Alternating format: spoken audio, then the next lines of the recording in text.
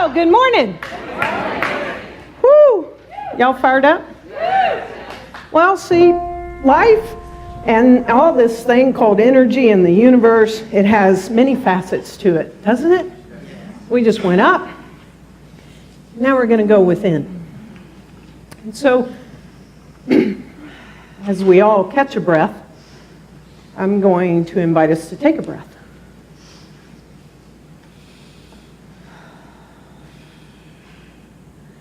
And then I'm going to invite us into a meditation, into the stillness. So we are going to take time to be, and be in the silence, and be in the stillness. And so I invite you to go within and take a nice deep breath.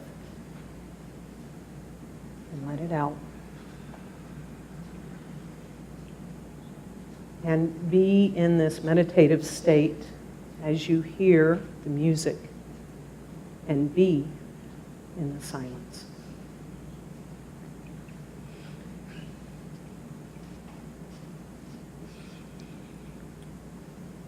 In the silence there is peace. In the silence there is unspoken joy. In the silence there's release from a world full of chaos and noise.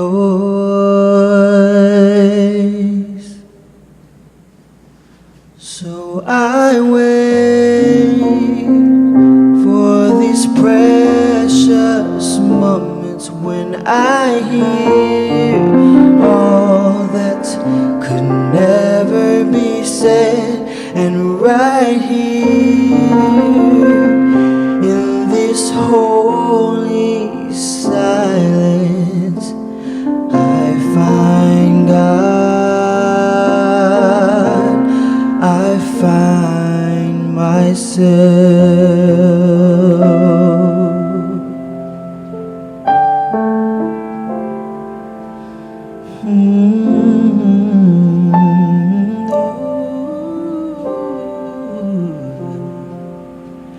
In the silence there is peace. In the silence there is unspoken joy. In the silence there's release from a world full of chaos and noise. So I wait for these precious moments when I hear all that I could never say, right here in this holy silence I find God, I find myself,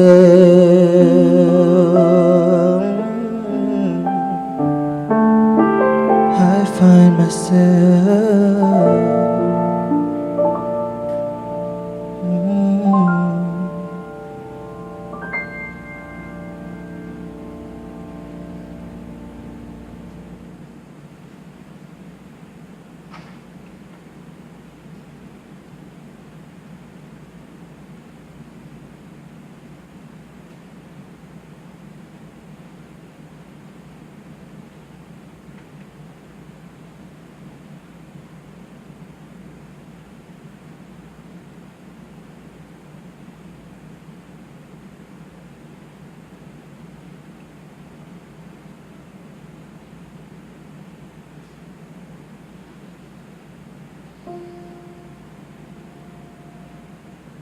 So I wait for these precious moments when I hear all that could never be said. And right here in this holy silence, I find God,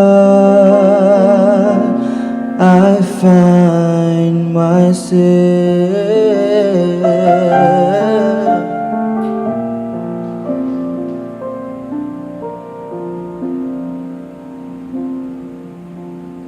In the silence there is peace.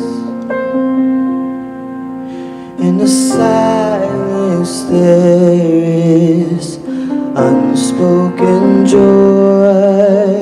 In the silence there's release from a world full of chaos and noise.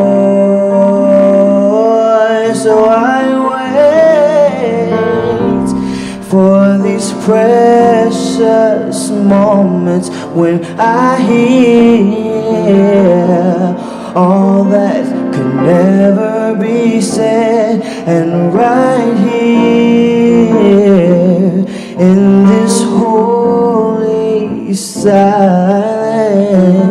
I find God.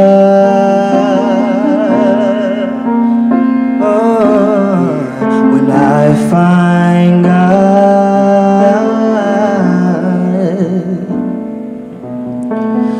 I find God, I find myself.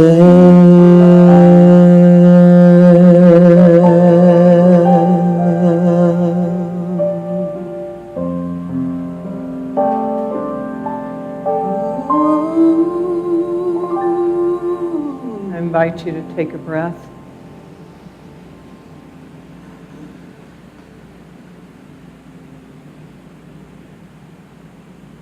As you're ready, come back into the space.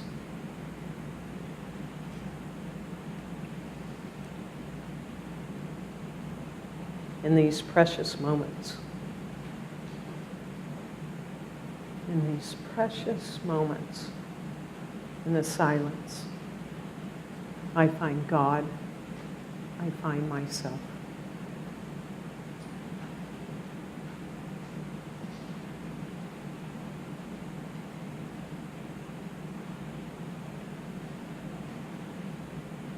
Precious moments when we sit down and allow ourselves to listen. Listen from that place within. Listen from that infinite source. I truly don't even want to break this moment, this precious moment.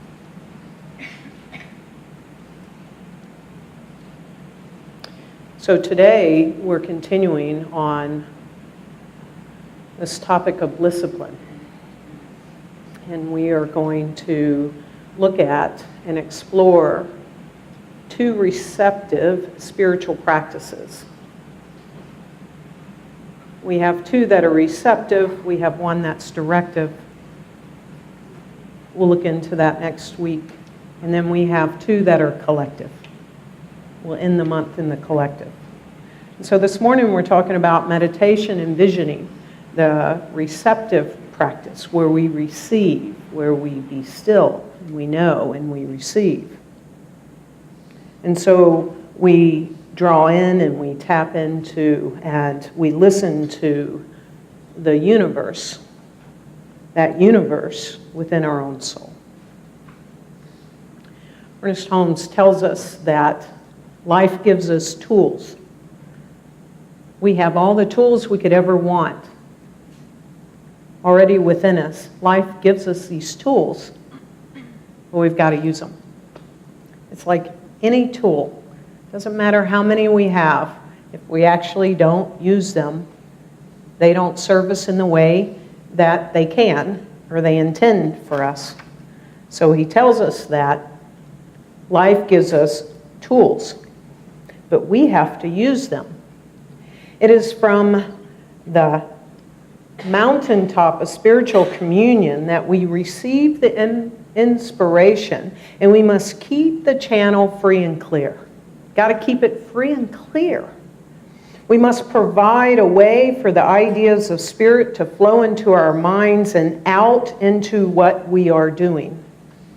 And we must give our consent to them. One part of the mind is already in heaven, he tells us, for there is a place in you and in me that is above confusion and fear, no matter how disturbed our thoughts may be. If we get quiet long enough and listen deeply enough, we shall hear. We shall hear. So not only as we get quiet long enough and listen deeply enough shall we hear, but we unfold and we experience bliss in our lives. So I really have a question for all of us, including me this morning. I have a question for you. If there was a pill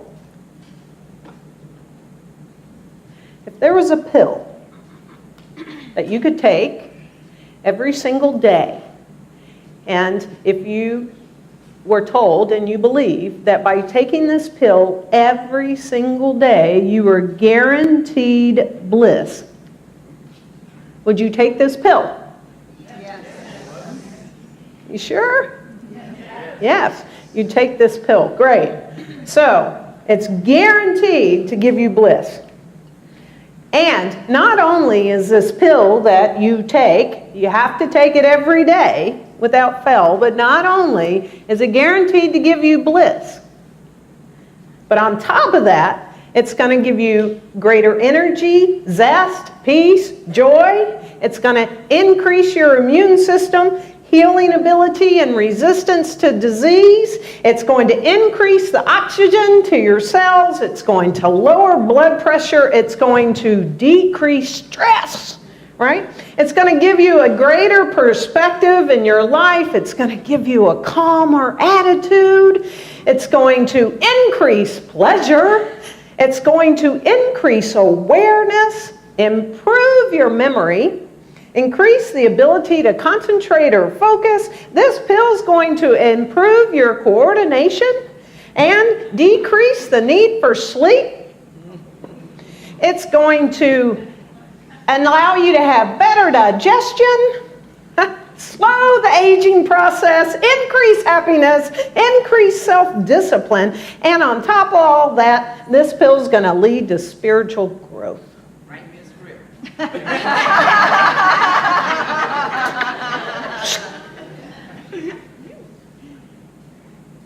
That's a pretty darn good pill, don't you think? Yes. Well, this pill is meditation. It's actually meditation. Now, that's just a few of the things in addition to spiritual growth and in the silence, finding oneself. All of these other things that I mentioned, supposedly there's 141 benefits. I just didn't read them all. And, I'll tell you a little bit more on some of them, just a few of them. Stress. It appears that it's up in our lives more and more and more. So meditation reduces stress. Researchers say that meditation allows people to take charge of their own nervous systems and emotions. And studies have shown that it improves the ability, and I love this, improves the ability to permanently regulate emotions in the brain. Meditation improves concentration. The researchers say that it's been linked to a number of things that lead to the increased ability to focus, increase in memory, and researchers have seen this at the level of the brain. Greater concentration is related to increased energy that meditation provides. And so they say that it actually connects you to your source energy place. That sounds like us. Okay, it also increases happiness. Meditation, they say, puts you on a fast track to be happy. Studies have shown that brain signaling increases in the left side of the prefrontal cortex, which is responsible for the positive emotions, and that activity, called meditation, decreases on the right side of the prefrontal cortex that's responsible for negative emotions. So it increases the positive ones and decreases the negative ones. That's the directions we want, right? Other benefits of meditation, the researchers say, includes self-awareness and acceptance. And it contributes to our overall well-being. It slows the aging process, they tell us. Elizabeth Hodge, a Harvard researcher, did a study that shows that meditators also have longer telomeres. These are these caps on the chromosomes that are indicative of our biological age. Not chronological, but biological. So it increases, it makes them longer, these telomeres. Look that up. You'll find all about telomeres if you want to. But basically, they don't really say that meditation will help you to live longer. She doesn't go that far. She thinks that might be a stretch. But how would you like to look younger and feel younger? I know, you want the script. It says that if you practice meditation, it benefits all the cardiovascular system and improves our health, our immune system. So meditation induces relaxation, which they say, the researchers say, which increases the compound nitric oxide that causes blood vessels to open up and subsequently our blood pressure to drop. I bet our blood pressure went down a few points a minute ago. And so one study showed that of 40 to 60 people with high blood pressure, by starting to meditate, they actually went off their blood pressure meds. And it improves our immune system. The researchers themselves have said that once they started to meditate, that they find that they're just not sick anymore. So it begs the question, do we want to take this pill every day? Are we willing to ensure that we meditate every day? Now, the good news is when we do and meditate every day, it improves our self-discipline. So the more self-discipline we have, the more likely we are to meditate. The more self-discipline we have, the more likely we are to do spiritual mind treatment or affirmative prayer or all of our other spiritual practices that we talk about. So it's pretty good stuff, don't you think? This thing called meditation? Yeah. So Ernest Holmes jumps into this and he says, be still and know. He tells us that this amount of time is of great value in one's practical life, for it is here that we join the ideal with the real. We receive inspiration for action and guidance towards accomplishment. So by meditating, it's of great value because it helps us in the practicality of our own life. So the question I'm asking each of you in the silence of your own self, how much time do you take to meditate every day? It's of great value. So Science of Mind talk about this, that we are to use our own spiritual insight, our own inner vision. Dr. Ernest Holmes writes in the Science of Mind that, quote, as we bring ourselves to a greater vision, we induce a greater concept and thereby demonstrate more in our experience. In this way, there is a continuous growth and unfoldment taking place. So Dr. Michael Beckwith says that when there's deep meditation and affirmative prayer, when they're combined in an attitude of receptivity and surrender, it results in a higher state of consciousness. And we become instruments for God. And this receptive just like meditation, but this receptiveness and this opening up. He calls this, and came up with this new tool, this new technology, he calls this visioning, which is the second receptive practice that we teach, spiritual practice that we teach here at CSLDallas. He calls it an inner technology in which we open the door to vitalizing the heart, the mind, and the consciousness in ways that successfully motivate us to accelerate and accept the new into our life. So with visioning, we are allowing, we're opening up to all that is and all the infinite possibilities. And we're accelerating and accepting all the new that wants to come into our life and come through us as this universal presence. So he says, as we are willing, and we need to be willing in this process, and we're willing to be patient with ourselves during this visioning process that we teach here.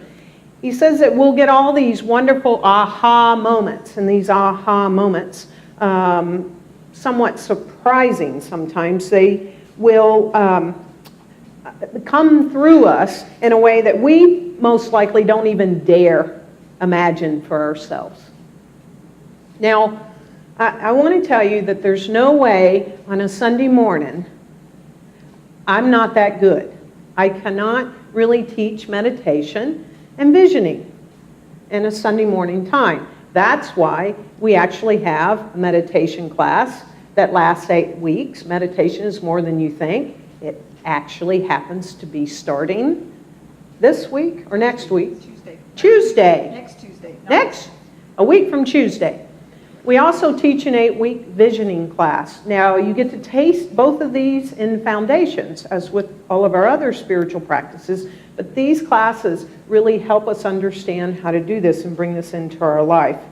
So, again, visioning is this receptive place that we go to. And so when we are open to the vision of God and what God has, quote, in store for us, God is us, in store for our life, and begin to live it, then things really open up. And as we do that, we become less entrenched in what anything outside of us, the popular culture, anything that says we ought to be doing this, we ought to have these things or whatever, and we're moving from that inside out perspective, and we're opening ourselves up and making ourselves more available to spirit. And we begin to be able to articulate these things and to live and embody them and then reveal them. And Dr. Michael Beckwith says it's this feeling as we allow ourselves to do these two receptive practices, like we've come home, because we're in alignment what our vision is for our life.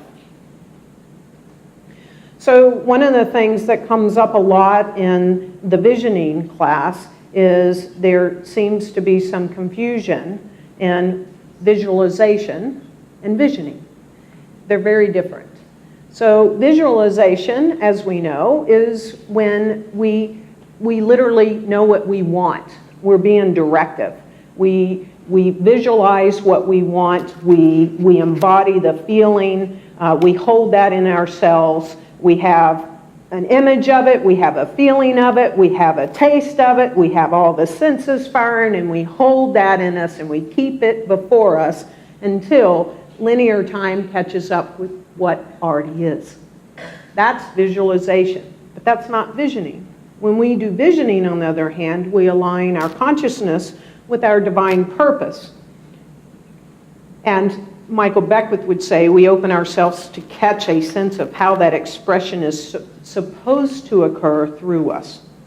So there are some stages of visioning. The first stage of visioning is actually to what we did in the beginning. We just get still and quiet, and we open ourselves up to this unconditional love. However we feel that, know that, a facilitator will get us in that field of unconditional love. By the way, when one learns how to do visioning, you can do visioning at any time in your life for yourself. You can do it for yourself. You can do it for a friend. You can do it in a group. We have a vision core here that visions every single month. When anything is decided on and we want to bring something new into the life of this community, we start with visioning. We started with visioning when it came to this expansion. So once one learns how to do visioning, then we can use it at any time in our life, just not for big things. The next thing is when we're in this infinite field of unconditional love, we open up like a blank canvas or a blank slate. And the question comes, what is Spirit's highest vision for my life? What is Spirit's highest vision for CSLDallas? What is Spirit's highest vision for my new business? Whatever it is. So that's the first place that we start. And we listen. Listen. Then the question comes, well, what must I become? What must I become in order for this vision to be made manifest? What must I embody? And we listen. Then the question comes, what must I release? What obstacles or what things within me may keep this vision from unfolding? So what must I release? And then we move to the stage in the process where we're grateful. There's gratitude for the unfolding of the vision. There's gratitude for letting the vision be known. It's just a whole bunch of gratitude going on. And then the last and final step, which is very important, is I commit or we commit to the vision. And so when the vision has unfolded, it's like I commit. And commitment is very important. Commitment is needed and necessary. And so in these two receptive practices that we're talking about today, meditation and visioning, we still need discipline. So I know that Dr. Peter talked about discipline last Sunday. If you were here, if you weren't, it was a powerful message. I invite you to watch it. But discipline. And Dr. Michael Beckwith chimes in on this too, and it's what set the tone for our theme this month. And he says, discipline is greatly misunderstood. It's been given a bad rap. Somehow self-discipline and self-control, he says, has become synonymous, which actually isn't accurate at all. Control involves the fearful ego that doesn't want its image tarnished, so it outwardly expresses a particular set of protective behaviors. And discipline, on the other hand, applies discernment to the life choices we make and allows us to change direction in mid-course if required. So control, he says, is a form of mental bondage, whereas discipline is a form of freedom. Discipline is a form of freedom. And so it's not freedom to have license to do anything you want, but it's freedom. He says discipline is like a disciplined mind is open to the influx of inner guidance and puts it into action. So when we open to this inner guidance and put it into action, then we are able to unfold our life even more so.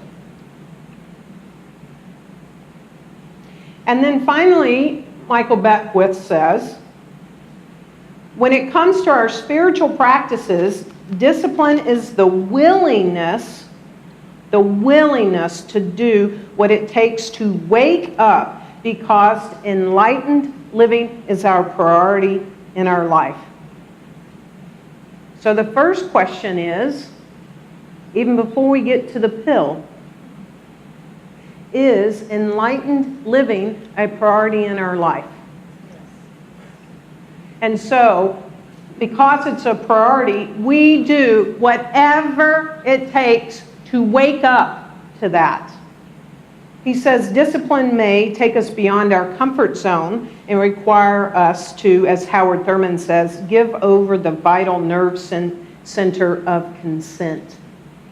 to develop in ways we previously resisted or hadn't even considered. And so he says, when applied to visioning, discipline is what keeps us in our seat when we want to look away or even run away from what's being revealed to us about us. And this discipline, he says, ultimately becomes discipline. So ultimately, if we stick with it, this discipline becomes discipline. So we go back to Ernest Holmes saying life gives us tools, but we have to use them. If we don't use the spiritual tools that we have and have been given to us, it does us no good. We've got to use them. And as we use them, and we use them every day, and we commit, you got the prescription already. As you commit to doing it every day, and you decide to be still and know, I am. Be still and know, I am. We live a life of bliss. I was inspired by this because this has been hanging on Dr. Petra's office wall, and it still does in her new office. And I went, boy, that sure looks like a great state of bliss to me. So here's the question. Ultimately, no matter where you've been, and no matter where you are, and no matter if you've been committed to this practice called meditation every day or not, I'm asking you, are you willing to be committed to this every single day? And if so, if you're not only willing, but you're going to take action, because we did it already together. We've already done it for today. We took our pill.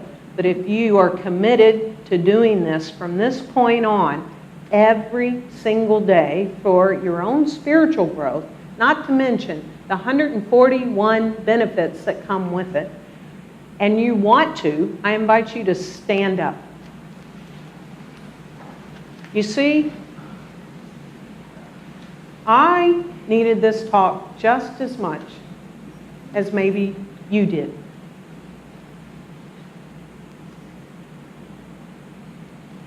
They are precious moments in the silence. And now we have the most gorgeous meditation chapel here on this campus that I think you could want. We're already doing collective meditation groups. When the offices are open, there's a great chance it's empty. You can come in and meditate and use the meditation chapel. But regardless of where we are, where we're traveling to, or what we're doing, if this is our priority, that we must do it every day, then everything changes from this moment. And I stand with you in this commitment. It's like water. It's like water. It cuts through rock, not because of its power, but because of its persistence, because of its discipline, because of its consistency. And that water drop, and that water drop, and that water drop cuts through rock, made the Grand Canyon through that persistence. And it brings such bliss to our lives. And so I'm grateful that you're in this commitment with me, and for the commitment and the bliss of your own life. And so I just ask you to remain standing. And if you want to stand in the prayer and you're not standing now, I invite you to stand up. Wherever we are, I invite us to go within. As we stand here in this sanctuary, as we listen to this message at some other point, we begin now, right here, in our commitment to going within every day. See, Ernest Holmes tells us that deep within each of us There is a place of calm, of peace, and security, where trouble and accidents do not occur, where truth and love reign supreme and good is the only power. It is in this place that daily we go, in the silence of our own minds, to commune with the Spirit that is both around us and within us. And as we do this, an inward sense of calm comes over the mind, a feeling of security and safety which every human being needs. And so how wonderful it is that Spirit arose in us today so that we could arise and stand in this commitment. That from this day forth, every single day, we put fresh before us our resolve to go within, into that silence, that precious silence, where all life lives, where all life breathes, where all things are possible, where we commune with that which we already are. It is beyond us, it is within us, and it is us. And so we take a stand for the sake of our own lives. In this discipline, we bring blisscipline to bear as it relates to going within and meditating. Albeit for 2 minutes, for 5, for 10, it doesn't matter. We commit to the bliss and the joy and the peace for the sake of our lives, those around us, and the world itself. And so it is.